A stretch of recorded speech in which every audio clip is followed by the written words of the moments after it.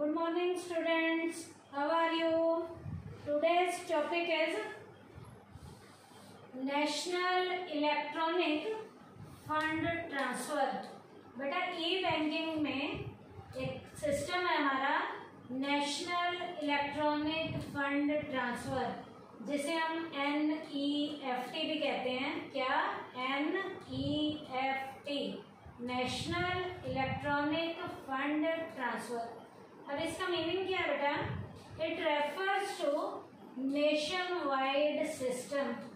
ये सिस्टम देश के अंदर का सिस्टम है that facilitate individuals, firms and companies to electronically transfer funds from any bank branch to any individual, firm or company having an account with any other bank branch in the country।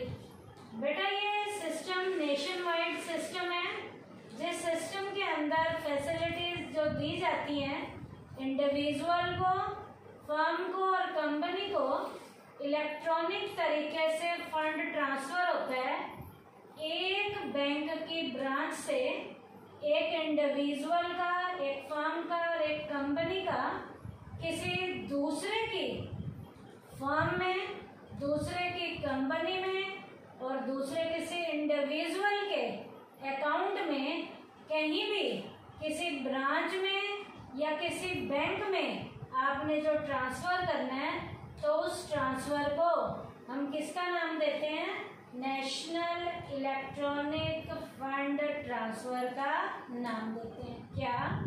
Electronically transfer होता है, nation wide का system है। जो fund transfer होगा वो एक account से दूसरे अकाउंट की ब्रांच में होगा, एक बैंक से दूसरे बैंक में ट्रांसफर होगा।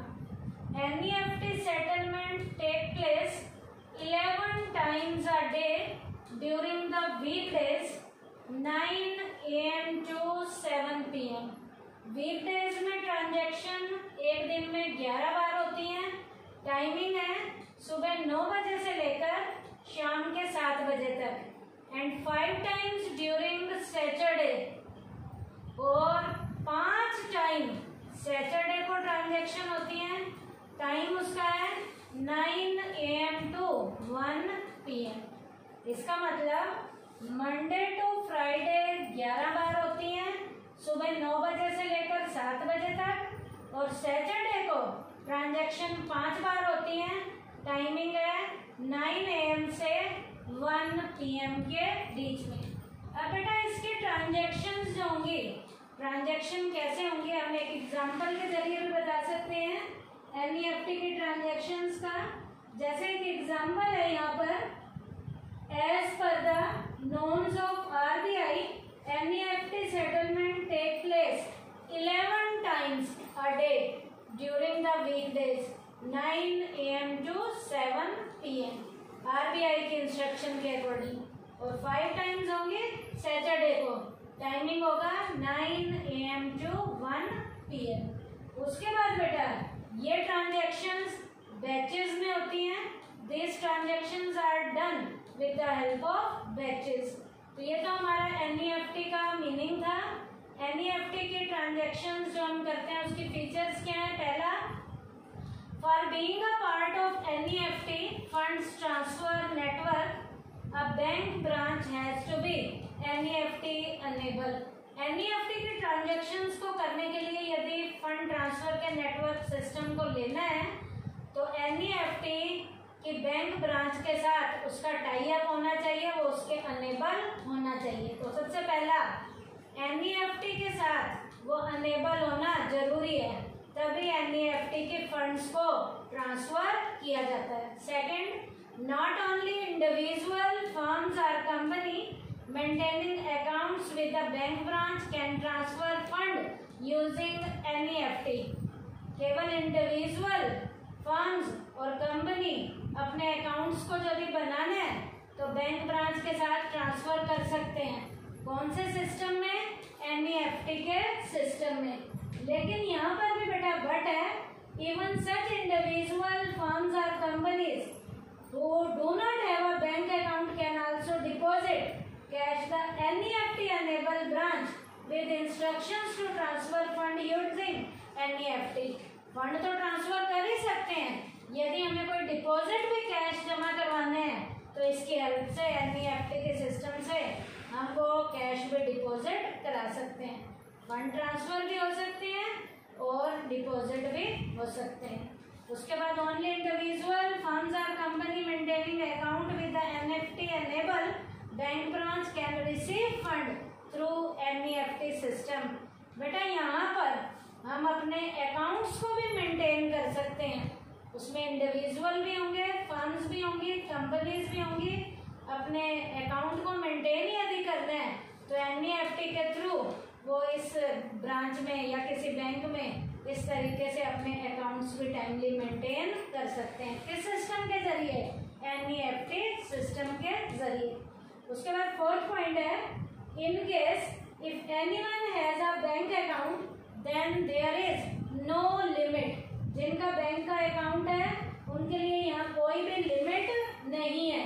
जिनका बैंक का अकाउंट है उनके लिए कोई लिमिट नहीं है, आइदर मिनिमम और maximum on the amount of fund that can be transferred using NEFT।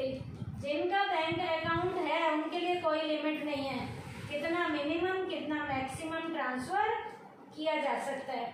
In case if anyone does not have a bank account, जिनके पास बैंक अकाउंट नहीं है, then the maximum amount that could be transferred is ₹50,000।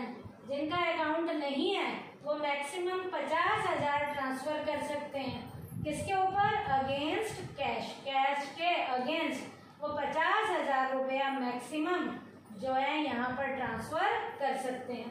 उसके बाद 6th point है generally. Generally में क्या है हमारा?